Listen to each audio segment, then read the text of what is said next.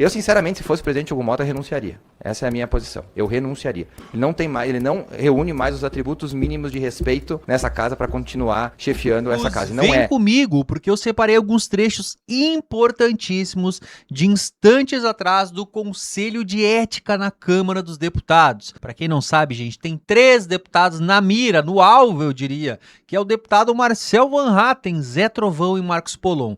Eles foram pinçados daquela manifestação lá de quase 100 deputados da direita que ocuparam a mesa do Hugo Mota. Pois é, gente, estão respondendo, digamos que por todo mundo. Olha, simplesmente surreal. A esquerda, como sempre, consegue, né? Eles vão lá, denunciam PT, PSOL, PSB, e aí os deputados agora, então, estão na berlinda. Tudo indica que devem tomar algum tipo de punição. E o deputado federal Maurício Marcon foi a testemunha da vez hoje para o deputado Marcel Van Hatten, que tem como seu advogado Jeffrey Chiquini, e olha, deu o que falar. O Maurício Marcon, gente, olha, excelente deputado, diga-se de passagem, simplesmente desceu a lenha no presidente da casa. Vocês não podem perder o que o Maurício Marcon falou aqui do deputado federal Hugo Mota, presidente da Câmara. Fiquem atentos até o final desse vídeo. Já curte, comenta, compartilha muito. Eu vou jogar ele na tela agora e vou dar o play e a gente comenta um pouco mais no final. Vejam só. Obrigado, senhor presidente. Eu só quero aqui lembrar que durante podemos dizer aquele protesto, aquela manifestação, não houve qualquer tipo de violência, não houve qualquer tipo de interrupção de sessões. Em nenhum momento a polícia legislativa teve que agir contra qualquer deputado, até porque nós somos de direita, somos pacíficos, ao contrário do deputado Glauber, que promoveu um show de horrores, né, eu poderia citá-lo, já que gostam dessa palavra, golpista, tentou tomar a presidência da Câmara dos Deputados. Deveria ser condenado por isso. E eu estava no plenário, frequento o plenário em todas as sessões, e observei toda a movimentação de retirada dele por parte da Polícia Legislativa. Vários deputados de esquerda subiram que nem gato ali para ajudar ele, e ele gritando que estava sendo enforcado, e eu observei que quem estava enforcando ele era o Alencar Santana, do PT. A mulher dele, a Selma, gritando, eu tô sendo agredida por um homem, tô sendo agredida. E eu tava filmando, tinha uma policial legislativa feminina, cangada na barriga dela, tentando tirar ela do rolo. São mentirosos, canalhas e criam fatos. Se não tá eu filmando ali, ela teria apanhado, entre aspas, de um homem. Filmei, foi divulgado em todas as redes sociais. Então, sim, com certeza. Esperando o iFood. Passa a palavra ao deputado Evair de Mello. O tipo de ocupação ou obstrução, como queira chamar, Vossa Excelência concorda que esse tipo de obstrução, no caso aqui chamado pelos representados de ocupação, está contemplado no regimento da casa? Olha, é bom que se diga o que originou também isso daí, né? Se o presidente Hugo Mota tivesse cumprido com a palavra, que eu costumo dizer que quem é homem tem palavra, ele sentou com nós e concordou que pautaria a anistia, lá no começo do ano. Então, se ele tivesse pautado a anistia, nada disso teria acontecido. Então, sobre estar no regimento da casa, é óbvio que não está no regimento da casa, só que a gente vê pessoas que têm coração, que é o meu caso, vê mães de família, como a gente teve um caso com uma mãe com 6 filhos, que teve o seu salário bloqueado pelo ministro Alexandre de Moraes, sendo que ela nem participou de nada do 8 de janeiro, só porque o marido dela estava foragido, sem ter dinheiro para pagar a comida dos seus filhos. Eu participei de uma reunião com o presidente Hugo Mota, onde ele disse que pautaria a anistia e falaria com o Alcolumbre naquele momento. Outros parlamentares também participaram dessa reunião. Então, quem vê uma situação dessa, com a pressão que parlamentar, que tem coração, está recebendo das pessoas lá fora, a gente foi para uma atitude radical para que o presidente cumprisse com a palavra que em algum momento da vida dele ele deu. Então, se é regimental ou não, para mim não importa. Quando eu ver uma pessoa cometendo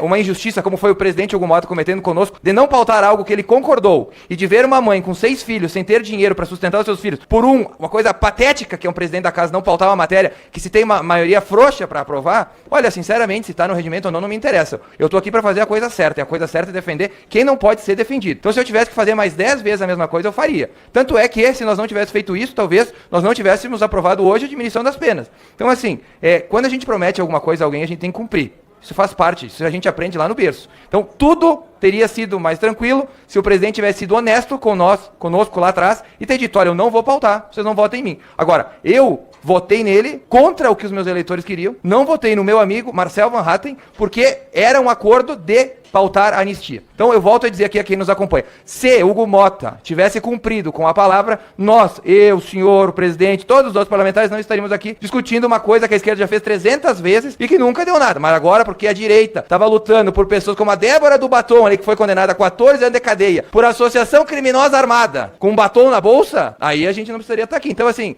tudo vem de encontro com descumprir a palavra. Esse é meu ponto. Então, obviamente, não está no regimento, obviamente a gente sabe que era algo errado, foi o jeito que a gente encontrou para pressionar o presidente da casa para fazer o seu trabalho, que é pautar matérias relevantes para casa, que era o que ele deveria ter feito desde fevereiro deste ano. A Vossa Excelência colocou e falou sobre um eventual acordo para que a matéria fosse pautada, mas Vossa Excelência não falou se existia um prazo dado pelo presidente para que essa matéria fosse pautada ou se era durante o mandato dele, por exemplo. É óbvio que é óbvio que era no começo do ano, né? E não ia ficar lá. Não, quando eu tive é óbvio ou tinha uma data e Não, nós não data... assinamos um papel tipo dia sim. 18 de outubro vai ser pautado. Quando tu faz um acordo de ser pautado, a anistia, é bom que se diga que não era pautar a dosimetria, era para pautar a anistia. É óbvio que a gente previu que o presidente iria pautar o quanto antes. Afinal, daquela reunião que eu comentei, relator, com você, onde aquela mãe com as 6 crianças estava numa sala, dando de mamar na frente do presidente da casa, Hugo Mota, dando de mamar um bebê do tamanho do meu bebê, que tem 3 meses, devia ter, e o presidente disse, vou falar com o Davi Alcolumbre e vamos tocar essa anistia pra frente. Isso foi lá em fevereiro, máximo março. Curioso que 3 dias depois, uma operação da Polícia Federal, na cidade do pai do presidente da casa, né, sobre desvios de emendas, problema com emendas, fez com que o presidente mudasse de opinião sobre a anistia. Então, eu volto a dizer, eu estou aqui nessa casa para defender as pessoas que são injustiçados. Eu não posso, relator, ver como eu vi aquele dia uma mãe dando de mamar com seus rendimentos bloqueados, sendo que ela não participou de nada do 8 de janeiro, porque o alecrim dourado da Suprema Corte entendeu que para pressionar o marido dela a se entregar, ele tinha que bloquear os rendimentos de uma pessoa inocente. O presidente Hugo Mota, naquele momento, se compadeceu, eu estava lá, ninguém me contou, e disse que trabalharia por isso. Nós já estávamos numa pressão para ele cumprir com o acordo. Então, assim, volto a dizer, o acordo era por anistia, então se a ideia é dizer que ele não colocou um prazo, bom, pelas palavras dele até hoje ele disse que não pautaria anistia. Então, do meu ponto de vista, a quebra de palavra não veio da nossa parte, veio da dele. Tá, então chegamos a um consenso que não houve em nenhum momento uma marcação de data fixa, apenas de que seria pautado. Não, acho Uma que data também, fixa... quando a gente faz um acordo do jeito que foi feito de pautar uma matéria, eu acho que não há nem necessidade da gente colocar uma data. Eu acho que é uma questão de palavra, né? Mas se tu acha que isso é relevante, não foi marcado nenhuma data. Não que eu soube de data. Tá, o presidente, ele tem a autonomia, o presidente da casa, ele tem a autonomia e é discricionário do cargo dele, medir a temperatura, de conversar com o colégio de líderes, para poder, logicamente, pautar matérias. Vossa Excelência concorda que semanalmente são discutidos com os líderes essas possibilidades e que, claro, depois dessa discussão, isso é totalmente discricionário do presidente, independente de situações externas? Não, eu não tenho nem que concordar ou não, isso é uma prerrogativa do presidente, né? Então não é questão de concordar ou não, é uma prerrogativa do presidente pautar ou não. Perfeito. Presidente, estou contemplado com os questionamentos. Obrigado, relator, deputado Mozo Rodrigues. Eu passo a palavra ao deputado Marcel Van Hatten e ao seu advogado, deputado Dr. Chiquini, para que procedam os questionamentos à sua testemunha. Obrigado, senhor presidente. Marcon. Por favor. Alguma semelhança com Macron? Nenhuma. A gravata me fez lembrar. Não, nenhuma. Não. Isso aqui é excesso de testosterona, a gente usa para dar uma equilibrada, né? Também a gente é macho, mas não é fanático, né, Marcelo? Tá respondido. Me tire uma dúvida. O senhor deixou bem claro, em gênero, número e grau, que houve um acordo com o presidente da casa para pautar a urgência da anistia, é isso? Houve um acordo, apanhei tudo que dava na minha rede social, até porque, obviamente, quem vota em mim vota no Marcel, tem a mesma ideologia política, acredita nos mesmos valores e princípios, e fui questionado severamente porque não tinha votado em Marcel Van Hatten. Por diversas vezes expliquei que, naquele momento, nós não tínhamos número suficiente de parlamentares para eleger o Marcel. O Marcel está sendo perseguido porque foi candidato a presidente? Eu não duvido de nada. Aqui na casa tem que sempre tirar alguém para Cristo, né? O Marcel normalmente de direitos para Cristo, né? Porque os de esquerda, esses podem fazer o que quiser, né? O Marcel foi candidato a presidente. Foi candidato, votei nele na primeira vez, na segunda não votei. Concorreu contra o Hugo Mota. Contra o Hugo Mota. Até por sermos amigos, a gente sempre tem uma relação de respeito e transparência. E quero dizer mais uma vez, existia um acordo para se votar a anistia, ampla, geral e restrita. Não tinha nada de invenção de colocar relator aí, de fazer diminuição de pena, não era nada disso. Aliás, essa foi acho que foi a única pedida da oposição, inclusive, para o presidente agora em exercício, Hugo Mota, para que cumprisse com a palavra. Então eu fico muito triste, Chiquini, porque eu, como um homem de valores e princípios, uma coisa que eu busco manter na minha vida é a palavra. Eu acho que quando a gente perde com a palavra, a gente perde, inclusive, a dignidade que a gente tem, porque uma pessoa que promete algo e não cumpre, ela pode prometer qualquer outra coisa e não cumprir também. Então, o que a gente vê, esse desmanche do Hugo Motta aqui na casa, dessa perseguição em relação ao Marcel, ao Trovão, é para tentar reafirmar a força que ele não tem na casa. Não tem mais o respeito dos pares, ele descumpre acordos com todo mundo. Então, aqui, não é uma crítica ao presidente. É quando tu começa a prometer uma coisa e não cumprir, obviamente ninguém mais te respeita. E aí tenta mostrar força na questão do Marcel. Olha, nós tivemos há dias atrás aí a questão de outro parlamentar de esquerda sentando na cadeira do presidente. Eu não vi uma reação, eu não sei se o presidente já colocou para aumentar a pena do deputado, se já chegou à comissão de ética, se vai responder sobre isso também. Porque, né? Então a gente vê que é tentar reafirmar força, afirmar poder através de força. Eu não vejo que é pelo histórico da casa alguém que ali, fechou a cor, não fechou? Senta, levanta ou não levanta? Fechou, então eu vou levantar. Foi o que aconteceu ali na hora. Demorou o quê? 30 segundos, quando o Marcel entendeu. Olha, fechou o acordo. Tá, então nós vamos levantar. Por quê? Nós queríamos que tivesse a certeza de ter fechado o acordo, Chiquini, pelo histórico do presidente da casa. Alguém que descumpre reiteradamente acordos, tu precisa ter algo concreto. Mas tu fechou mesmo ou tu vai descumprir de novo? Olha, quando tem o filho do presidente aqui, o Lula, desviando 300 mil reais de mesada, a gente tá vendo se um deputado demorou mais que 5 segundos ou não para levantar de uma cadeira. Esse é o Brasil de hoje. Então o que o presidente fez? Primeiro ele criou Primeiro, todo mundo vai lembrar. Primeiro tinha que ter a assinatura dos líderes. Tá, aí nós conseguimos a assinatura dos líderes. Aí depois não, a assinatura dos líderes já não era suficiente. Precisava das assinaturas individuais dos parlamentares. Aí vão lá os palhaços da oposição atrás das assinaturas dos colegas. Aí conseguimos as assinaturas dos colegas. Não, agora também não precisa. Agora precisa que tenha um terremoto na Antártica, que caia um ET lá em Washington, que não sei o quê, pra daí pautar. Aí, tipo, como é que tu trabalha com uma pessoa assim? Não tem condições, né? E o que me chama a atenção, Chiquinho, é que aqui em Brasília, parlamentar que não tem palavra não sobrevive. O que nós tínhamos de histórico do Hugo Motta era um parlamentar de palavra. Mesmo tu pode gostar ou não, o Arthur Lira, tu apertava a mão dele, meu amigo, tava selado o negócio, tu entendeu? A partir do momento que tu tem um presidente da casa, que a cada momento coloca dificuldades pra conseguir algo que ele mesmo colocou, que era a questão da anistia, tu começa a perder a credibilidade. Aí, vai lá um parlamentar que não ouviu, que, meu Deus do céu, 3 segundos com a mãe na cadeira, agora tá aqui que parece que é um bandido. Então, tipo, quem que tá errado nessa história? Após esse fato aqui, representando os eleitores, os parlamentares são acusados pelo Lindenberg Faria de atentado às instituições. Como que o senhor, parte da oposição, recebe essa acusação que o Lindenberg pediu à Suprema Corte para que vocês fossem investigados, inclusive por atentado à democracia? Ainda bem que ele não pediu porque a gente fosse investigado por associação armada, né? Porque com certeza a Júlia Zanata estava com batom na bolsa dela. Então, pelo histórico que a gente tem visto, se alguém tivesse com um batom, poderia ser condenado à associação armada. Mas assim, o que vem do Lindenberg a gente trata até como piada aqui na casa, né? Talvez as pessoas que estão nos acompanhando não saibam, mas um dos parlamentares com menos credibilidade na casa é Lindenberg Farias. E agradeço também a franqueza da nossa relação. Eu sou um admirador do Marcon, grande admirador, foi vereador, mais votado na cidade de Caxias, fez excelente mandato lá até agora chegar aqui à Câmara dos Deputados, continua fazendo um excelente mandato. Me apoiou na primeira eleição à presidência da Câmara, na segunda eu conversei com ele, ele falou para mim, confirmo que ele disse aqui que votaria em Hugo Motta em virtude da promessa da anistia, única e exclusivamente em virtude disso. Eu acompanhei a forma como ele acabou sendo tratado por uma parcela dos seus eleitores, uma parte confiou e outra parte já achou que não ia dar certo, e hoje ele dá razão para a parte que achou que não ia dar certo. Inclusive, né, Marcon, o meu slogan era um voto para não se arrepender. Era o meu slogan de campanha, porque já tinha acontecido com presidentes anteriores que prometeram coisas que não foram cumpridas, e aí o povo da direita, se eu devia ter votado em você na tua eleição, não estava passando agora por essa situação. Então, eu quero insistir na pergunta do relator, Marcon, porque o relator já fez isso em outras oportunidades e parece querer insistir na tese de que se foi feito um acordo, mas não foi dado prazo, então não dá para dizer que ele não foi cumprido ainda. No entanto, tem duas coisas muito importantes que Vossa Excelência falou e que desdizem essa premissa do relator. A primeira delas é que ao longo deste processo extremamente cansativo, extenuante, de pedir para que se cumprisse a palavra, várias vezes o presidente da casa veio com uma nova desculpa, um novo movimento para que não fosse pautada a anistia. Eu sou testemunha como o senhor é. Aí eu faço questão de ler essa matéria do Metrópolis, do dia 9 de dezembro, super recente, da semana passada. Hugo Motta diz: discussão da anistia está superada, diz Motta após pautar dosimetria. E essa manifestação publicada no Metrópolis está em linha com o que o deputado Marcon acabou de dizer, que não se pauta mais anistia até o final do mandato. É o que ele pensa, ele E disse. nem uma data, ou seja, se tivesse prometido uma data, ele já disse que estaria descumprindo, então Cheque a data. mate. Pronto. Então não vai cumprir a palavra, senhor relator.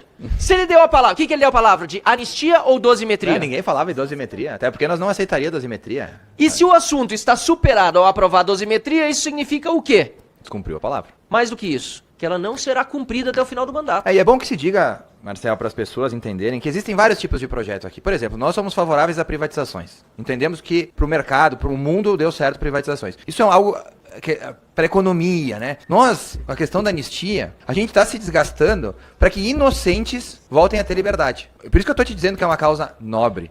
Por isso que eu não me arrependo de ter ocupado. Eu tenho certeza que a minha mãe sempre falava uma frase em vida que ela dizia: filho, faz o que Jesus faria.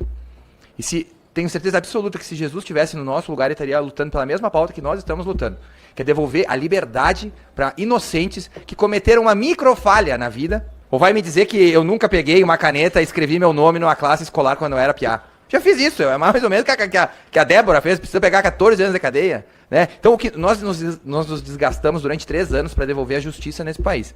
E esses inocentes estão sendo usados para que a esquerda persiga aqueles que não concordam com ela. Então eu me sinto muito feliz de ser um dos defensores dessa matéria. Como tu falou, apanhei bastante quando votei no Hugo Mota, mas por ele ter prometido pautar a anistia, eu acho que o preço foi justo. E eu deixei isso sempre muito claro, que eu confiava na palavra de um presidente da casa. Até porque, aqui em Brasília, quem não cumpre a palavra é um morto-vivo, que é o que o Hugo Mota vai ser depois que terminar a presidência dele. Ninguém mais confia no Hugo Mota. Nem a esquerda, nem a direita, nem ninguém. Então, assim, o que ele construiu para a vida dele, talvez com essa presidência ele destruiu. Porque se tem alguém que não tem credibilidade hoje em Brasília, é o Hugo Mota. Você acha que pode ter um efeito de tentar intimidar aqui a oposição? Totalmente é intimidatório. Eu acho que é uma forma do presidente reafirmar um poder que ele não tem mais. E você acha que vai funcionar? Acho que não, né? Tanto é que o Glauber já sentou e depois o presidente que tinha ali, que botou para pautar a cassação dele, não conseguiu sequer os votos. Então, eu sinceramente, se fosse o presidente Hugo Mota, renunciaria. Essa é a minha posição. Eu renunciaria. Ele não reúne mais os atributos mínimos de respeito nessa casa para continuar chefiando essa casa. E não é suspendendo o parlamentar e perseguindo o parlamentar que ele vai reconstruir algo que talvez ele nunca teve. E essas palavras não são só minhas. Todo mundo sabe que dentro da casa o presidente não é mais respeitado por ninguém. Não é suspendendo o parlamentar que ele vai readquirir qualquer tipo de respeito, no meu ponto de vista. Respeito se constrói quando a gente cumpre acordos e cumpre com a palavra. Depois que tu descumpre uma vez, isso acabou. Então o senhor acha que mesmo que tentem suspender, não vai ter voto para suspender aqui na Câmara dos Deputados? Não vai ter voto para suspender, até porque a gente tem o apoio da esquerda agora, né? Como a esquerda foi contra, aí suspendeu o Glauber, certamente vai votar favoravelmente a não suspender também, até porque se tem uma coisa que eles têm muito grande é a coerência, né? Então a gente espera que eles mantenham a mesma coerência. Ironias à parte, deputado Maurício Marcon, quero agradecer a sua participação aqui e elogiar também a participação nos momentos mais agudos, porque você esteve conosco. Sei que é um momento difícil para todos nós. E eu quero só reforçar suas palavras e lhe dar a oportunidade de falar um pouco sobre isso também, porque aqui nós estávamos numa manifestação para, na verdade, devolver poder à casa, que está sendo até chantageada pelo Supremo Tribunal Federal. Então eu agradeço ao presidente, devolvendo a palavra para a testemunha, e depois, se houver alguma consideração dos colegas também, olha, fica à vontade. De uma forma bem rápida, a minha filha de 3 meses está ali sentada no colo da minha esposa. Se eu viesse para cá, Marcel, para ser mais um e para não defender o que é certo, eu ficava em casa.